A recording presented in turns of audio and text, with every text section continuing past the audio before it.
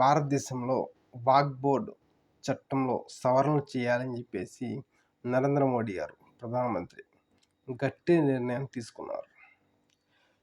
దీనికి సంబంధించి ఆయా పార్టీలకు, ఆయా రాష్ట్రాల ముఖ్యమంత్రులకు తమ అభిప్రాయాన్ని తెలియచేయాలని చెప్పేసి చెప్పడం జరిగింది.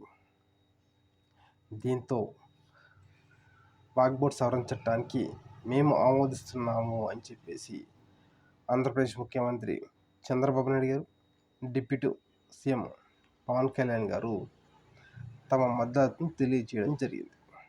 అయితే ఇక్కడ వైఎస్ జగన్మోహన్ రెడ్డి గారు, షర్మిల గారు వీళ్ళిద్దరూ వాక్ బోర్డ్ చట్టానికి సవరణ బిల్లుకి వీళ్ళిద్దరూ నో చెప్పారు.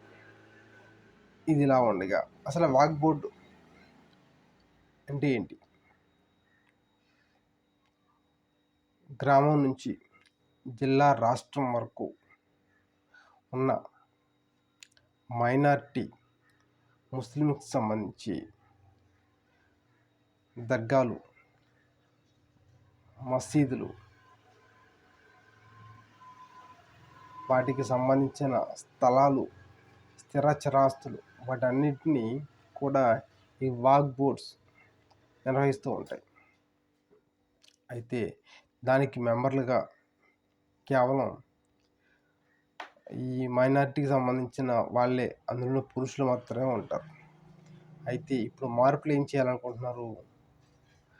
ఆ పెద్దలనే కాకుండా మిగతా వాళ్ళని కూడా ఇందులో బోర్డు మెంబర్లుగా జాయిన్ చేయడం, దాంతోపాటు లేడీస్కి కూడా, ఆడవారికి కూడా ప్రాధాన్యత ఇవ్వాలని ఈ సవరణ చట్టంలో మార్పులు తీసుకువస్తున్నారు. అసలు ఈ సవరణ చట్టంలో మార్పులు తీసుకురావడానికి గల ప్రధాన కారణం ఏంటి అంటే, నేవీ, భారతదేశంలో ఉన్న నేవీ, రైల్వే ఈ శాఖలతో పాటు అత్యధికంగా భూమి కలిగి ఉన్న బోర్డు ఏదైతే ఉందో అది వాక్ బోర్డు. దగ్గర 90 లక్షల ఎకరాలు భూమి ఈ వాక్ బోర్డుకి ఉందన్నమాట. అంటే ముస్లిం మైనారిటీ పేరుతో ఈ భూమి ఉండిపోయింది. సో దీన్ని టచ్ చేయాలి అంటే కనుక ఖచ్చితంగా సవరణ చట్టం చేసి తీరాలి. సో ఈ బిల్లు పాస్ అయితే ఆ భూమి జోలికి కానీ, వాటి తాలూకు ఏ పని చేయాలన్నా కూడా రాష్ట్రంలో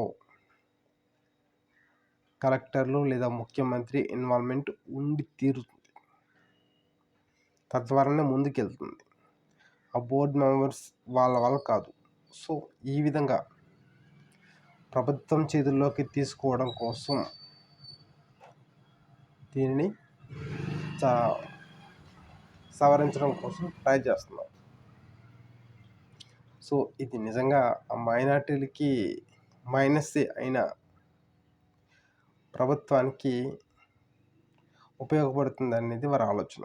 అయితే మరి మొన్నే రాజ్యసభకి ఎన్నికైన ఇక్కడ బీరా మస్తాన్ రావు గారు ఈ వాక్ బోర్డు